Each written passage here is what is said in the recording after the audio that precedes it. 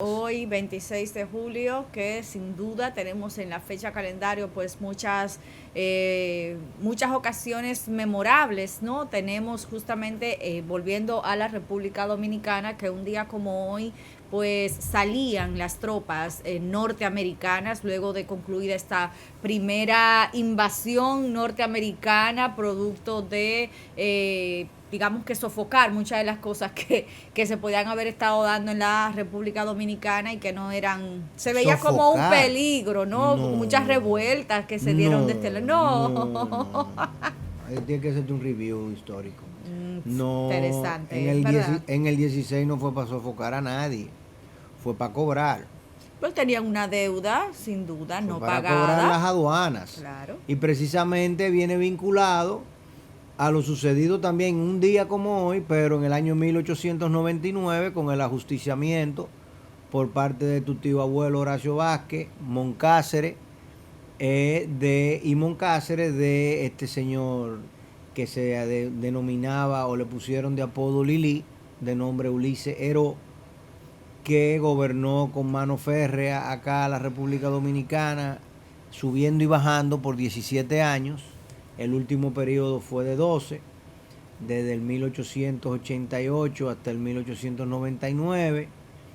Y precisamente en tu tierra fue que lo ajusticiaron, allá en Moca, el famoso merengue de Moncáceres, ¿verdad? Y el desorden económico que dejó la dictadura de Lili, incluyendo la famosa papeleta de Lili, el dinero, la emisión de dinero que no tuvo representación, que los dominicanos no lo aceptaron como un billete de curso y de valor singular.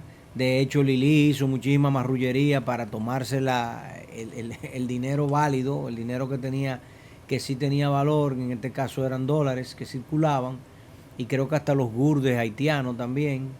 Tengo que buscar el dato más fresco. Y entonces ese desorden degeneró y ya para el 1914, 1916 aquí la cosa no se aguantaba. Y los norteamericanos, cuando República Dominicana le dijo que no le podía pagar la deuda, entendieron que no, que nosotros teníamos que pagar la deuda.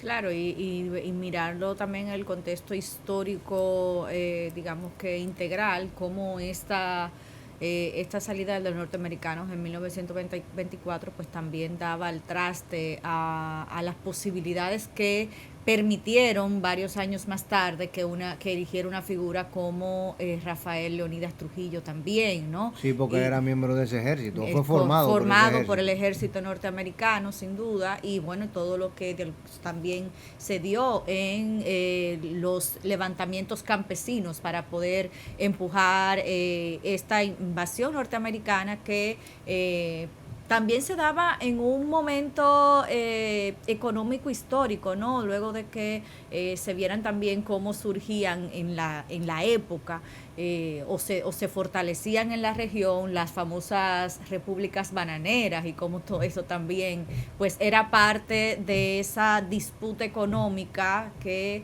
Estados Unidos y ¿cómo se llamaba? Company Fruit, se llamaba la empresa que compraba los bananos La en la región, Granada, en bananos. la Granada, la Granada, ¿cómo es? Granada Food Company, Que bueno, que tenía el tren que salía por que Sánchez. salía por Sánchez, Sí, así. O sea que correcto. al final, Pero esa era una empresa, creo que de capital mixto, norteamericano y británico, fundamentalmente, que operaba en la línea noroeste. Por eso la línea noroeste todavía hoy en día siembra banano.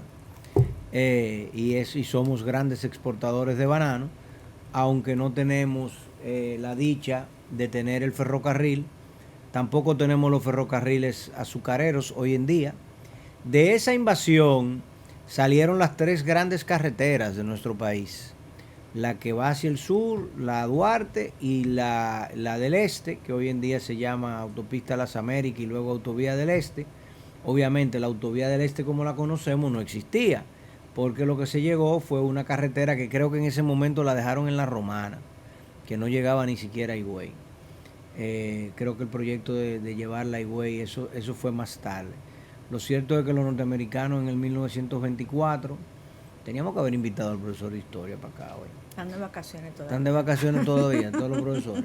Y los historiadores de este país, a doña Muquien, para que venga y nos lo explique con más lujo de detalle que lo que nosotros podemos hacer. En el 24 tenían ya su deuda cobrada y entonces salieron de acá. Para mí creo que un hecho interesante de resaltar en el día de hoy, que bueno, va, digamos que se alinea con el tema de la invasión ya luego en el 14, en el 16, perdón, es la muerte de Lili, porque el gobierno de Lili fue un gobierno que fue apoyado por los norteamericanos y por la Iglesia Católica en su momento, porque marcaba un distanciamiento de República Dominicana con el comercio con Europa y un acercamiento con Estados Unidos. Y precisamente en el día de ayer el Ministerio de Industria y Comercio de la República Dominicana, junto con el de Costa Rica y Panamá, firmaron un acuerdo de entendimiento, ya se le pudiese llamar, con la Cancillería sería el secretario de Comercio de los Estados Unidos para promover lo que se ha denominado el nearshoring. O sea, hay todo un movimiento en Estados Unidos y nosotros somos partícipes de él y muy, digamos que queremos que se logre, de alejar las industrias que tradicionalmente se movieron de Estados Unidos hacia China y hacia el sudeste asiático para manufacturar allí y convertirse en exportadores desde allí, se están acercando más a territorio norteamericano. Por eso hablamos de nearshoring, de ponerlo en una costa más cercana.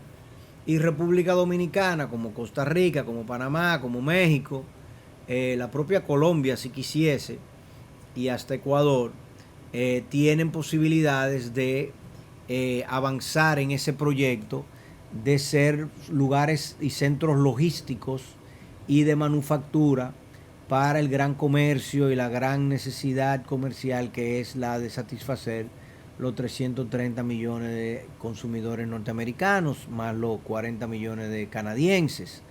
Pero los canadienses obviamente con mayor dificultad porque nosotros no tenemos un acuerdo comercial con Canadá y Canadá tiene restricciones y particularidades comerciales distintas.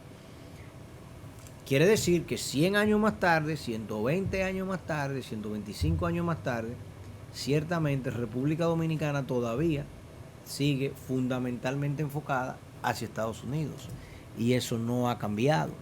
Y por el contrario ahora, y lo digo con cierto empuje porque si tú te fijas, el gobierno pasado hizo un ensayo con Asia, hizo un ensayo de entendimiento con Asia, un ensayo de entendimiento que conllevó nosotros distanciarnos y negar la existencia de Taiwán, que por 75 años habíamos entendido que existía y de repente ya no existe para la diplomacia dominicana, sino que solamente existe China. El gobierno dominicano hizo intentos importantes de acercarse a China y de lograr cosas con China.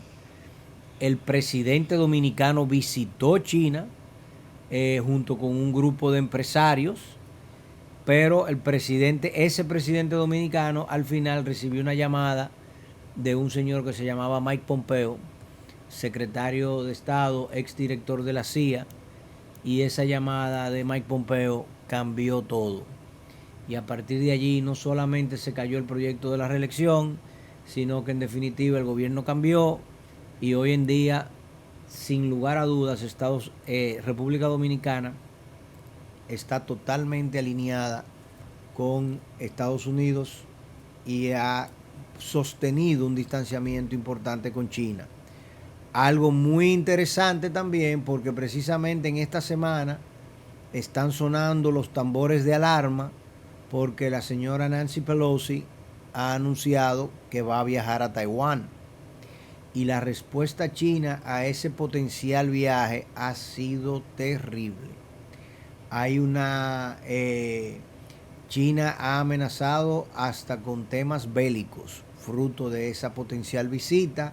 al punto que la Casa Blanca en el día de ayer sacó una notita diciendo que no era recomendable el viaje de Nancy Pelosi. Y Nancy Pelosi, oye lo que Nancy Pelosi dijo, que ella ella entiende que ese comunicado de la Casa Blanca es por su preocupación de que su avión se lo vayan a tumbar.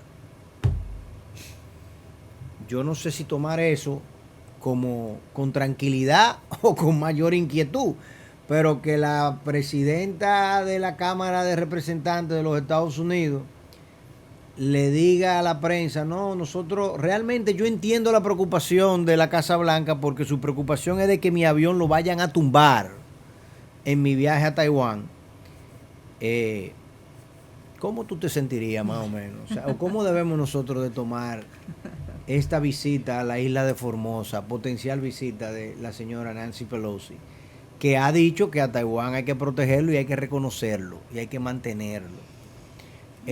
Todo eso está sucediendo y nosotros no somos más que una flor en el patio. Así es, hay muchas cosas que se pudiesen entender en el plano de las decisiones. Bueno. No se puede dejar de reconocer que Estados Unidos sin duda es la potencia de la región y obviamente lidera muchas de las transacciones económicas, incluso políticas, de las decisiones geopolíticas que se tomen en el comercio internacional, en los apoyos que se puedan dar los estados, y obviamente eso tiene un peso. Si no, pregúntenle a Venezuela, pregúntenle a Cuba, incluso al propio Nicaragua, a Bolivia. Entonces, a la luz de esos escenarios, pues sin duda no deja de reconocerse la estrategia y hasta pasos inteligentes. Tú puedes estar de acuerdo o no cuando haces el análisis de las inclinaciones, ¿no?, de las relaciones comerciales y políticas, de cómo se suprimen algunos estratégicos y que luego no son estratégicos, pero son los que resuelven, y que al final de cuentas tú dices, mira, no lo entiendo, pero lo comprendo. No estoy de acuerdo, pero lo comprendo. Entonces, es lo que sucede con Estados Unidos en la región. Es el hermano mayor, el hermano gigante, aunque a veces ponga vallas en el patio trasero, como bien usted ha hecho el símil, para no mirar la pobreza de su vecino o de su hermano menor. Sin embargo, es una realidad. Lo gigantesco de la economía estadounidense termina arropando incluso su poder armamentístico, aunque la región no esté en guerra, pero también eso da un peso de poder a Estados Unidos y es muy complicado tirarse en contra o se explica de forma más llana las decisiones de los países de la región. Mire, para cerrar este bloque con el tema de las efemérides, un día como hoy, también hace 70 años, pues fallecía Evita Perón.